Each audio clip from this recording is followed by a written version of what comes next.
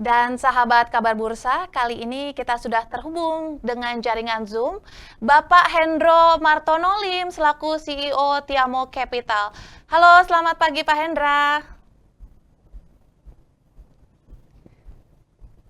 Iya Pak Hendra, bagaimana kabarnya pagi ini menjelang Selalu baik, opening bell selalu ini? baik. Ya, sudah siap-siap mau trading nih. Ini ada beberapa saham yang bisa kita perhatikan ya Ya, untuk berdasarkan data kemarin. Ini kalau Anda perhatikan kalau yang saya tertarik pada trading saya juga sudah kita lakukan trading kemarin yaitu Antam, kemudian Mika, MDKA, kemudian kemudian ada juga Teens ya. Kemudian untuk yang trading cepat itu bisa perhatikan CMNP. Ya lumayan lah walaupun IHSG merah ya secara close to close ya ininya. Tapi ini ya saya lihat masih banyak kesempatan buat kita pagi-pagi ini untuk trading dengan cara cukup elegan ini. Gitu Mas Siska. iya, Pak Hendra, ini kan sebenarnya IHSG sempat rebound sebenarnya. Tapi kenapa Betul. investor asing terus melakukan net sell di BI sepanjang tahun 2025 ini? Kira-kira apa sih faktor utama yang bisa mendorong aksi jual seperti ini? Nah, ini yang mungkin dalam saya belum pernah ngomong di kabar bursa ya. Cuma di dalam beberapa kesempatan, terutama di awal-awal tahun dan akhir tahun 2024, kemudian di awal bulan 2025, tahun 2025, itu saya bilang IHSG ini betulnya itu secara domestik, itu nggak ada beritanya yang nggak terlalu banyak berita yang jelek lah istilahnya. Ya, paling-paling orang cuma mengeluh ini aja termasuk istri saya yang bermasalah dengan korteks ya, dan hampir semua orang mengalami masalah dengan korteks. Nah, tapi masalah ISG ini adalah salah satu kenapa kan bisa ditinggal karena pada waktu itu saya sudah bilang yang jadi masalah ini sebenarnya itu adalah Trump nih, Donald Trump. Nah, Donald Trump ini tindakannya ini sangat impulsif sekali. Jadi kemudian bijaksanaannya yang misalnya yang pasti adalah perang tarif. Kalau perang tarif, misalnya dengan China, dengan Kanada dan sebagainya, itu akan sangat mempengaruhi perilaku trader atau investor yang ada di Amerika Serikat. Nah, ketika situasinya menurut mereka itu adalah lebih bagus untuk keluar dulu dari dari area Indonesia, dari Asia. Contohnya misalnya kalau ketika terjadi masalah nih perang tarif dengan China misalnya. Nah, ketika perang tarif dengan China, yang terjadi adalah pasti ketika China istilahnya bersin saja, maka seluruh Asia itu akan pilek. Maka mereka berharap sekarang sudah memindahkan posisi. Nah, jadi seperti contoh misalnya untuk BBRI. Nah, jelas-jelas BBRI tadi untungnya adalah 60 triliunan kalau yang saya dengar tadi. Tapi apa yang terjadi dengan harga BBRI? Terus-menerus turun selama dari Oktober 2024 yang pada 15525 dan sekarang 3990. Nah, ini yang menyebabkan bahwa karena ya kalau kasus BBRI, retailnya BBRI ini semakin lama semakin banyak. Sekarang kalau nggak salah sekitar 770.000, hampir 1 juta yang menjadi pemegang saham BBRI. Nah, ini menurut saya ya kalau retailnya terlalu banyak dan kemudian asing sudah pada mulai keluar, ya ini akan untuk pergerakan harga ke depannya ya memang kalau dikuasai retail ini agak kurang begitu enak dibandingkan sama BBRI yang ketika di tahun 2020 lah Maret misalnya pada saat itu harga terendahnya 2180-an, 2185 dan kemudian pada akhir Januari 2021 itu menjadi 4.600. Nah, dampak inilah yang saya bilang jadi perang tarif ini kayak asing pasti akan ngitung kayak seperti itu. Ya berarti kebijakan Trump dan juga perang dagang ini menjadi faktor utama ya yang sampai saat ini Betul. kenapa akhirnya banyak terjadi aksi jual. Dan akumulasi net sell ini kan sekarang mencapai 9,1 triliun begitu Pak Hendra. Nah, ini Ya. bagaimana sih dampaknya terhadap likuiditas dan juga pastinya sentimen pasar saham Indonesia nih? Kira-kira apa implikasinya bagi investor domestik? Kalau net sale 9,1 triliun itu sebenarnya nggak terlalu besar. Nah, memang kita harus masih tahu ya, mulai dari tahun sekitar 2016, 2017, itu domestik itu sudah sekitar 65%. Berbeda dengan tahun-tahun sebelumnya, di mana foreign itu malah ada sekitar 66-67 sebelumnya ya. Tapi sekarang sudah mulai berbalik. Nah, kalau yang terjadi bahwa ketika net sale asing itu 9,1 triliun, nah ini betulnya nggak bisa diomong bahwa kemudian transaksi hariannya itu menjadi sepi atau enggak. Ya. Nah sekarang kalau yang jadi case adalah ketika net sale tersebut itu dibarengi juga dengan penurunan liquidnya. Nah, tapi kalau selama masih liquidnya itu masih cukup bagus, maka kalau kita lihat dari sisi kacamata mana nih? Kalau kita lihat sebagai kacamata trader, ketika asing keluar atau misalnya keluar di perbankan ya, di saham-saham blue chip, nah maka kesempatan bagi kita ya sebaiknya jangan masuk di saham-saham yang blue chip. Kita pilih yang saham-saham yang lapis 2. Kurang lebih seperti itu cara strateginya, Francisca. Nah, kira-kira menurut analisisnya Pak Hendra nih, kenapa saham-saham perbankan seperti BBCA, BMRI, Ya. dan BBRI ini justru menjadi sasaran utama net sale investor asing? Apakah ini berarti mencerminkan kekhawatiran terhadap kinerja sektor perbankan? Atau malah kebalikannya nih, seperti adanya kenaikan suku bunga global yang justru menjadi faktor utamanya? Kalau itu banyak alasan, tapi yang pasti bahwa mereka nih namanya investor asing ya.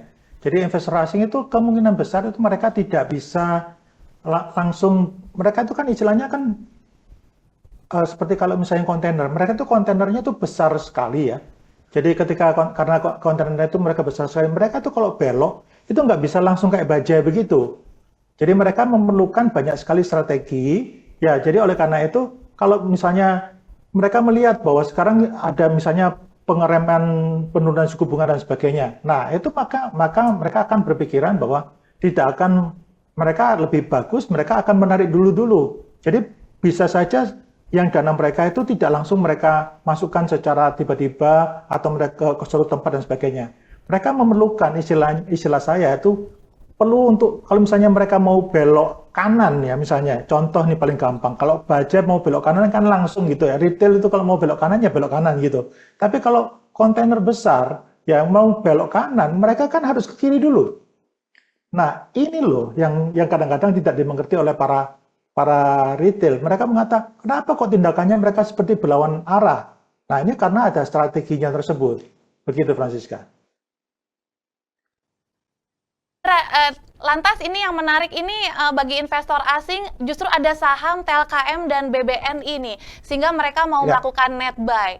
Sementara justru ya, untuk saham-saham perbankan lain seperti betul. BBCA, BMRI, dan juga BBRI tadi justru dilepas ini. Apakah ini justru mencerminkan kalau ternyata investor asing ini sedang bergeser referensi begitu terhadap sektor atau emiten tertentu gitu Pak Hendra? Kalau saya lihatnya bukan bergeser referensi, tapi yang seperti saya ngomong tadi, itu ancang-ancang. Jadi istilahnya kalau kita, itu kalau misalnya, karena saya juga pernah menjadi bagian dari salah satu aset manajemen yang cukup besar ya, itu kita itu kadang-kadang ini betulnya ketika kita beli net buy tersebut, itu bukan secara bahwa kita harus masuk ke dalam posisi tersebut. Enggak, kadang-kadang itu cuma sebagai ancang-ancang. Soalnya kalau kita misalnya melihat dari ancang-ancang, jadi kalau dari ancang-ancang misalnya Telkom, itu terjadi kalau dari analisa saya, sebenarnya Telkom itu kan mulai dikoleksi sama asing secara pelan-pelan, ya retail nggak melihatnya ya, tapi itu secara pelan-pelan itu mulai dikoleksi itu mulai dari 19 November, mulai dari tanggal 15 November 2024. Itu koleksi pelan-pelan, harganya kemudian naik naik lagi sedikit, turun lagi, naik lagi dikit, turun lagi, tapi tetap overall mereka itu lebih long, lebih buy ya daripada mereka jual ininya Nesel. Nah, kurang lebih strateginya seperti itu. Jadi ini bukan berarti langsung yang seperti saya katakan tadi tidak bisa langsung belok kanan tiba-tiba langsung pindah sektor ya alfa pindah sektor nggak bisa sedemikian mudah begitu, Francisca. Thank you. Berarti jika misalnya ini ada pengaruh tentunya dari kondisi global Hmm. seperti yang tadi disampaikan begitu ya. eh, Kira-kira ini kan kondisi global masih tidak pasti. Apakah aksi net sale ini akan terus berlangsung? Kira-kira kalaupun masih berlangsung sampai berapa lama kira-kira Pak Hendra? Kalau sampai berapa lamanya itu masih belum terlalu jelas ya, karena kalau ada kemungkinan itu, kalau menurut saya dari pertimbangan itu masih sekitar sampai pertengahan Maret itu mungkin masih ada sisa-sisa net sale ya. Biasanya kalau yang sepengetahuan saya itu kalau misalnya misalnya net sale yang dengan ritme yang terlihat ini, maka ini kemungkinan besar itu akan sampai sekitar pertengahan Maret itu masih akan terus berlangsung. Nah, namun kita kadang-kadang ya seperti yang saya katakan tadi, Donald Trump ini kan bisa saja bertindak yang sangat impulsif. Tiba-tiba dia ada peraturan baru atau ada apa dan sebagainya, atau mengumumkan perang dagang baru dan sebagainya. Nah, ini bisa lebih lama, Francisca. Tapi kalau misalnya dalam case-nya di sini, itu bisa saja kemungkinan ya paling cepat itu kalau saya lihat, kalau memang situasinya masih sama, paling cepat itu mulai sekitar April awal, itu sudah mulai kelihatan mereka akan mengumpulkan secara sedikit-sedikit tapi tidak akan mencolok. Baik Pak Hendra, mungkin bisa Anda melihat analisis terkait nasib IHSG untuk hari ini kira-kira akan seperti apa ini? Wah, nasibnya gimana ya? Oke, ini bentar saya masuk ke ini dulu. Nah, kalau IHSG melihat ini memang kan ini kan terus mengalami pelemahan ya. Nah, kira-kira untuk hari ini seperti apa untuk Oke, menutup pekan kalau ini? untuk hari ini dia ada satu area ya, sekitar masih ada resisten sekarang yang terjadi itu di sekitar 6714. Sekarang kan 6613 ya. Ya, jadi kalau 6613 ini ada sekitar 6.700-an ya, 6714 ini akan menjadi area yang support pertamanya, resisten pertamanya. Nah, kemudian kalau dia berhasil tembus, maka next-nya itu adalah sekitar 6815. Namun, kalau lihat dari polanya, ini kan dia tidak berhasil, IHSG tidak berhasil melebihi high-nya yang kemarin. Maka jadi ada kemungkinan juga, dan kemarin kan ada semacam candle ya, masih dia merah. Nah, ini ada kemungkinan juga akan dites ini di sekitar 6.500 sekitar 6.570-an. Ini masih ada sekitar satu support kecil yang akan bisa dia tuju ke sana di daerah situ. Nah, overall kalau saya melihat ini sudah mulai terjadi yang namanya bottoming. Jadi dasar-dasarnya yaitu yang kemarin ketika low yang pada tanggal 11 Februari yaitu sekitar 6.500.46 itu kan sudah berapa hari kemudian low-nya sudah semakin meninggi. Nah, ini sudah cukup bagus, merupakan tanda bahwa ini sudah terjadi mulai bottoming. Jadi nanti kalau misalnya di area 6.570 itu juga masih tembus ke bawah juga, maka ada kemungkinan bisa menuju ke 6.546 ini lagi.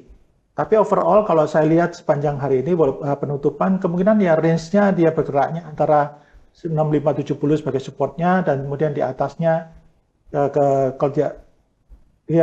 kalau yang untuk supportnya hari ini saya lihatnya adalah di sekitar 6.570 dan atasnya adalah 6.670.